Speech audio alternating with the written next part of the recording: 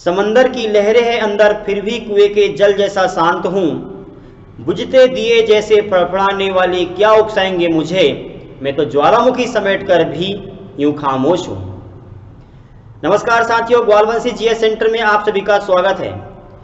आज के सेशन में हम पढ़ने वाले हैं 2022 में अंतर्राष्ट्रीय स्तर पर एक देश में और एक महाद्वीप के ऊपर ज्वालामुखी फट चुका है, सुनामी आ चुकी है, हजारों की संख्या में लोग काल के गाल में समा चुके हैं। विश्व के किस देश में ये ज्वालामुखी फटा हुआ है, सुनामी आई हुई है, आइए हम लोग यहाँ पर समझते हैं। सबसे पहले समझते हैं ये सुनामी क्या होती है, सुनामी किसे कहते हैं। तो साथियों, जब समुद्र में ज्वालामुखी फट जाए या भूकंप आ जाए तो लहर 25-25 मीटर ऊंची उठ जाती है और दूर तक पहुंच जाती है। समुद्र के किनारे जितने मकान होते हैं वो मकान को खींचकर अपने अंदर समा लेती है। इससे हजारों की संख्या में लोग मर जाते हैं।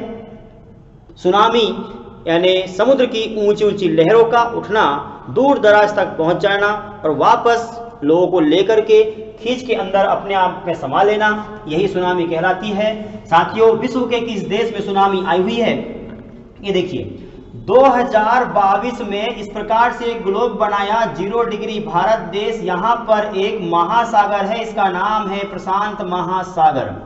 साथियों, प्रशांत महासागर वही महासागर है जहां पर एक साल में लगभग 8300 ज्वालामुखी उत्पन्न होती है। यही कारण है कि प्रशांत महासागर को हम कहते हैं ring of fire. Ring of fire कहते हैं क्योंकि यहाँ पर बहुत सारे हर दिन ज्वालामुखी घटनाएं होती है, भूकंप फटते रहते हैं। इसके किनारे बसे हुए जितने भी देश है, सारे के सारे देश इससे बड़े पीड़ित रहते हैं और वहां पर लोग अक्सर मरते रहते हैं। साथियों, प्रशांत महासागर में फिर से एक बार यही कारनामा दिखाया हुआ है और प्रशांत महासागर में 2022 में साथियों यहाँ पर देखना, ये प्रशांत महासागर में ये है ऑस्ट्रेलिया महाद्वीप है। इस प्रकार से फिर से एक ग्लोब बनाया 0 डिग्री भारत देश, ये ऑस्ट्रेलिया महाद्वीप है। साथियों, ऑस्ट्रेलिया महाद्वीप यानी ओसेनिया, यहाँ पर एक देश, इस देश का नाम है न्यूजीलैंड और न्यूजीलैंड के ऊपर में यहाँ पर एक द्वीप है जिसका नाम है टोंगा। 2022 में यहाँ पर समुद्र में लहरें उठ चुकी है, ऊंची ऊंची लहरें उठ गई है, भूकंप आ गया और ज्वालामुखी फट गई है। ज्वालामुखी फट जाने से विश्व में टोंगा और न्यूजीलैंड देश जो है, इन देशों में हजारों की संख्या में लोग मर चुके हैं और इतना ज्यादा ज्वालामुखी यहाँ पर विस्फोट हुआ है और भूकंप आया है, यानी सुनामी यहाँ पर आई हुई है। तो टोंगा देश में पानी पहुंच चुका है, सुनामी यहाँ पर न्यूजीलैंड में पहुंच चुकी है और हजारों की संख्या में लोग यहाँ मर चुके हैं। 2022 में किस देश में टोंगा, किस देश में सुनामी आई हुई थी, तो टोंगा और न्यूजीलैंड में आई हुई है। बहुत ही घातक ये उत्पन्न हुई है। अब प्रशांत महासागर के किनारे पर साथियों हम थोड़ा अध्ययन करें कि 2004 की ओर हम चलते हैं और प्रशांत महासागर के किनारे पर ही यहाँ पर हिंद महासागर है और भारत देश के रेफरेंस में क्या है सुनामी का माहौल, आप थोड़ा सा समझेंगे। हुआ क्या था, ये देखिए यहाँ पर ये भारत देश का मानचित्र, मध्य प्रदेश, ये है बंगाली खाड़ी, यहाँ अरब सागर और यहाँ पर हिंद महासागर। प्यारे साथियों, आप देखोगे यहाँ पर इंडोनेशिया देश है और यहाँ पर ये श्रीलंका देश है।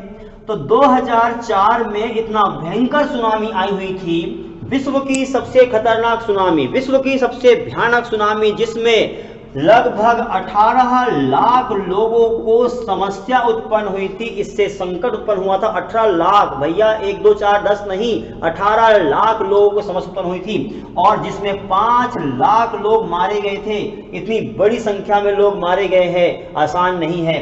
तो साथियों, 2004 में कहां पर सुनामी आई थी, तो याद रखना होगा ये जो क्षेत्र है यहाँ वाला, ये क्षेत्र, इस क्षेत्र में सुनामी आई थी, यानी हिंद महासागर, बंगाल की खाड़ी, इस क्षेत्र में इतनी भयानक सुनामी आई थी। सबसे ज्यादा श्रीलंका और फिर इंडोनेशिया और फिर भारत देश के इस क्षेत्र में इतनी ज्यादा सुनामी आई कि 5 लाख लोग इस क्षेत्र के मारे गए थे। सर्वाधिक इसमें तमिलनाडु के लोग मारे गए थे, फिर यहाँ पर देखना श्रीलंका के मारे गए, इंडोनेशिया के मारे गए हैं। इस प्रकार से विश्व की सबसे खतरनाक सुनामी आई हुई थी। कहां पर, तो यहाँ पर हिंद महासागर में। साथियों, यही वो श्रीलंका देश है। इस 2004 की सुनामी के कारण अंतरराष्ट्रीय स्तर पर यहाँ पर एक स्टेडियम था, स्टेडियम, क्रिकेट का स्टेडियम था श्रीलंका देश में, इसका नाम था गाली।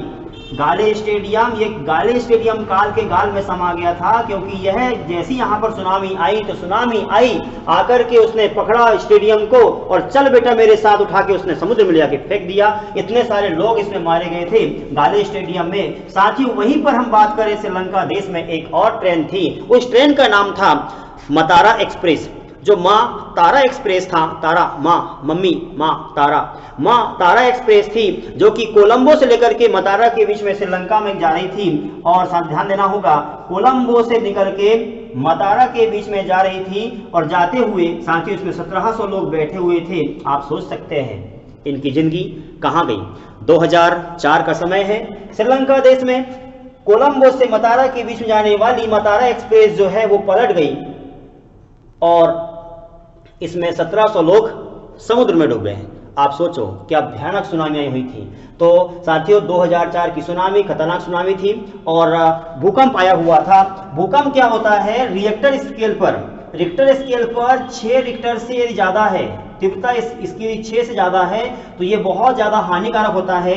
1 से लेकर के 9 तक के बीच में रिक्टर स्केल पर पैमाने बने होते हैं। 1 से लेकर के 6 तक के बीच में हम सहन कर पाते हैं, लेकिन 6 से यदि ऊपर गया है तो बहुत ही हानिकारक होता है। और 6 से ऊपर मतलब ध्वस्त होने लगती है पृथ्वी, मकान गिरने लगते हैं भूकंप में। और यदि 9 यदि पहुंच गया है तो ये समझ लो 9 पहुंचा मतलब जिस भी जगह पर भूकंप आया है उसके 25-25, 30-30 किलोमीटर दूर तक वो पृथ्वी को हिला के रख देगा और वहां मकान को गिरा के रख देगा। 100-100 किलोमीटर दूर तक पृथ्वी हिलेगी। सोचो ऐसा भूकंप आता है यदि 9 की आई हुई तो। और साथ ही यही था, यहाँ पर जो है ये 9 डिग्री का तीव्रता वाला भूकंप था, सुनामी आई हुई है समुद्र में। तो ये 2004 का भूकंप यादगार भूकंप है, यानी सुनामी है। और वहीं हम बात करते हैं एक और, ये देखिए ये है भारत का मानचित्र, मध्य प्रदेश। भारत देश के इतिहास में पहली बार 1737 में यहाँ पर पश्चिम बंगाल में एक भूकंप आया था, जिसमें भी लगभग 3 लाख लोग मारे गए थे पश्चिम बंगाल के। आप सोच सकते हैं भारत देश के लिए 2 सुनामी बड़ी खतरनाक सुनामी रही हुई है। एक तो 2004 की सुनामी और एक 1737 का भूकंप पश्चिम बंगाल वाला। उम्मीद करूंगा आपको यहां तक का ये टॉपिक समझ में आ चुका होगा।